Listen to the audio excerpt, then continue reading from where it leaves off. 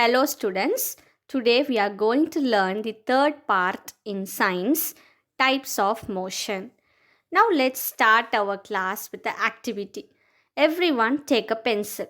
In the first step, you all use the sharpener to sharpen the pencil.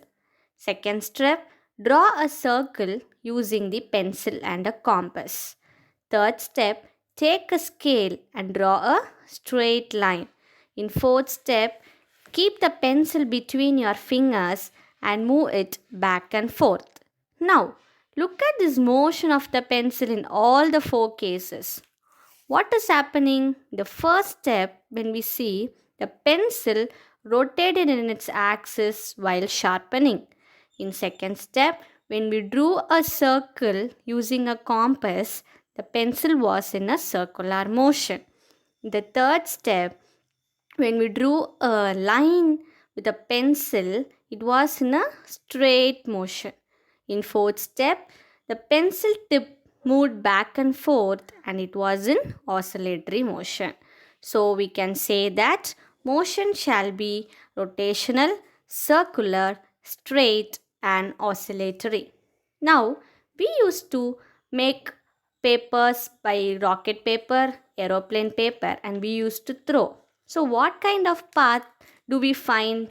We find a paper flight is moving ahead but the direction changes. So this type of motion is called as curvilinear motion. And when you see the example of bee flying around the space, what motion does it follow? It follows zigzag motion. Now we'll see the example for the classification of motion. First is the linear motion. It is a motion that takes place in a straight line. For example, when we walk through straight in roads, right? It is an example of linear. When it is curvilinear motion, the motion of the body will be going ahead but it changes its direction. Example is motion of a ball thrown. Third is circular. That is the motion will be in circle path. That is swirling a stone tied to a rope. Next is the rotatory motion. Here the motion will be rotating on its own axis. For example, we play with the rotating top. That is the example. Next is the oscillatory. That is the body will be moving from back to the same position. Just the way we see in pendulum, right? It makes a oscillatory motion. Next is the zigzag motion. The motion will be along different direction. Example, when bee is flying or the crowded people walk, right? It will be all in different direction. So these all come under the example of zigzag motion. So next, depending on this, generally we can say it can be divided into periodic motion and non-periodic motion.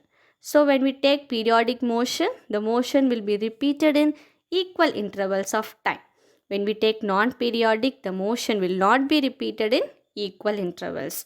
So when we seeing for the example of periodic motion, we can take a clock. So in that the hour hand, it rotates 2 rounds in one day, where it makes the regular intervals. Whereas in non-periodic, the sapling swing or the flag fluttering in wind, these are all not in uniform motion. So these are the example of periodic and non-periodic motion. We shall meet in the next class. Thank you.